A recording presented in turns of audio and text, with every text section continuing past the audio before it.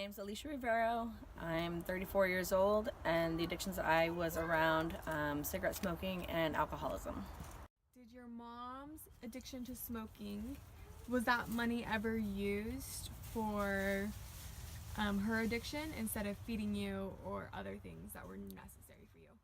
So the addictions in my life kept me away from that. When I was 16, I got really very drunk, thinking that was a way to escape because that's what my mother used it for, and that's what my uncles and my grandfather used it for, as a way to escape the problems. And unfortunately, it caused more problems than I had hoped for, as well as it didn't really help anything. It actually made me very, very sick for several days. So that experience, as well as the fact that my mom cigarette smoking in the house, everything was constantly yellow and everything constantly stunk like cigarette smoke. It just made me not want to do that for myself as well as for my child. Now that I have a child, I didn't want that kind of life for us.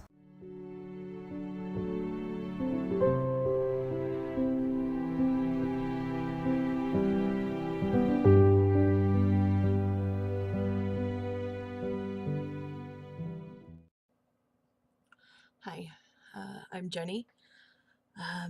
We are discussing adult children of alcoholics and addicts. I want to discuss, though, the increase in the number of children entering the foster care system because of addicts, parents that are addicted to one substance or another. The reason I'm going to discuss this is because I fit both of those categories in a way. I am a child of a parent that of an addiction to drugs and to alcohol. But I am also one of the statistics,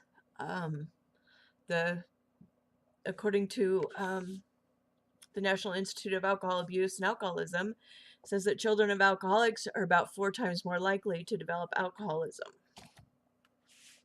I am one of those statistics. As a child growing up with an alcoholic, an addict, I was the oldest child, so I protected my 2 little sisters. I was the one that was the scapegoat. I was also the one that made sure that my 2 little sisters were taken care of. I'm the one who took the blame for anything that was not done or anything that was done. By the age of 12, I was considered an alcoholic. I had started using drugs. I've done just about every drug there is, from heroin to marijuana. I am now 9 years in recovery. It has not been an easy road. At the age of 21, I had my 2 older children taken from me. They were in state's custody for about 8 months. Their father regained custody of them. I did not see my 2 older boys for 14 years, till they were like 15 and 16. At that point, I was a year sober, and so as of right now, we have a decent relationship. I got married again. I was happily married for a few years. I had 2 other children. I started using drugs again, and my husband took those 2 children from me. I got into a horrible relationship, abusive relationship. At that time, I got pregnant and I had a son. I did some pretty bad things. I got arrested. My mother turned me in. My mother turned me in to the state, and the state stepped in again and took my youngest son from me. He was in foster care for about 6 months before I made the decision to get sober. I fought and fought for 18 months. I went to a lot of AA and NA meetings. My first 90 days sober, I attended over 300 meetings. I went through an intensive outpatient program along with going to those meetings, and I regained custody of my youngest son. 2 years after I was sober, my ex-husband passed away, and I got custody of my 2 previous children on my 2-year anniversary of being sober. The reason I say this, I have come to the point where I kind of understand myself better. So I grew up very hypervigilant. I have a lot of anxiety. I have a hard time with bonding with anybody, including my children. When my children were younger, I had a hard time communicating with them. I had a hard time playing with them because I didn't know how to do that. I have some really horrible trust issues. I really don't trust anybody. I don't think, even including my husband now, I don't think I have actually 100% gave him all of me. My one daughter that is 19 and my son that is 18 that also have become statistics. My daughter now, I have not seen her for a couple months. She is on a pretty good binger right now. My son, my 18-year-old son, also is one of those statistics. His drug of choice is cocaine. My daughter's choice is methamphetamine and heroin. And my youngest son, praise whoever it is that you praise, is 12 years old. He has never, I regained custody of him when he was 2. He's 12 now. He was the lucky one. He never got to see me high. He never had to see me at my lowest. But the effects on him being in state's custody and getting taken away is he has separation anxiety. He has severe anxiety. He also has a hard time concentrating. He also has a hard time learning. He has a learning disability. He doesn't like to be away from mom, which makes things difficult when I have to work 12 hours a day. Today, as I watch my children go through the same things that I have, it's really kind of disgusts me, and it really makes me sad. I was hoping that I would be the one to break this long cycle of addiction. I come from a family of addiction, a long line of alcoholics and addicts,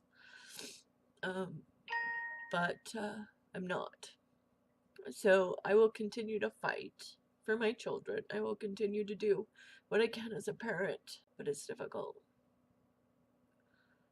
It's very difficult.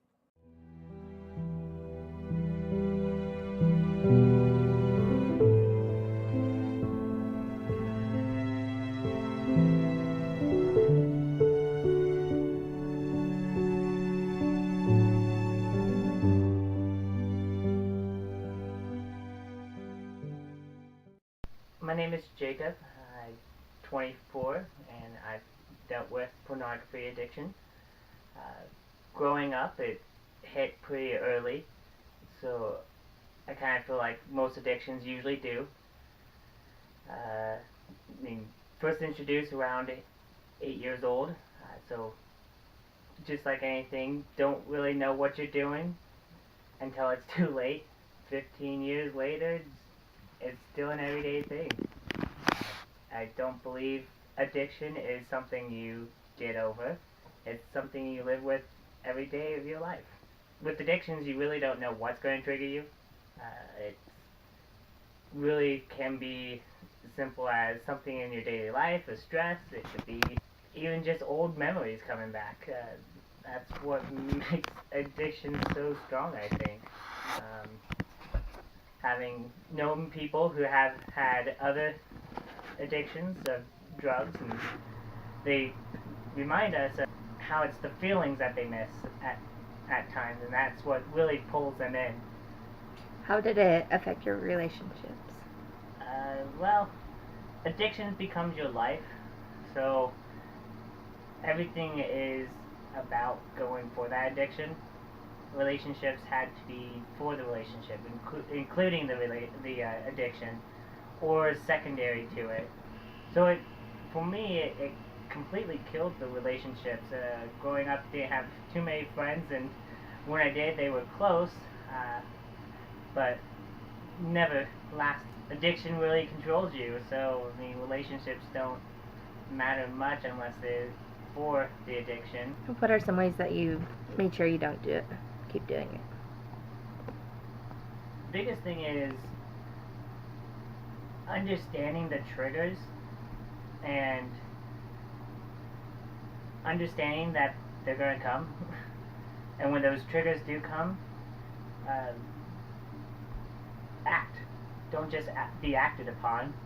I think addiction just gets you into a habit, and so all you gotta do is get out of the habit. Yes, it's tough. Yes, it's hard, and I know nowadays a lot of people are calling it diseases, but it really is choice. Yes, it's hard, and those choices can be very hard to make. But once you get to it and keep to it, it gets easier.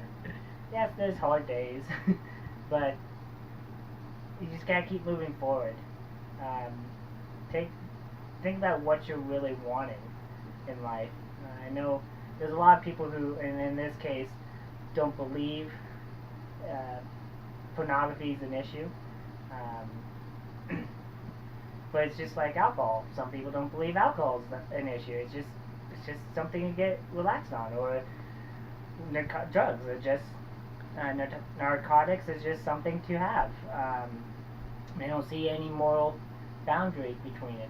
But at the same time, it really comes down to you and your moral beliefs. For me, it was I wanted to make sure that I could follow my religion and make sure that I was living up to what I felt God wanted me to be able to do. And the outcomes of when I was in the addiction, when I'm dealing with the addiction on a daily basis, it's more of just moving forward and keeping an eye, especially on the relationships.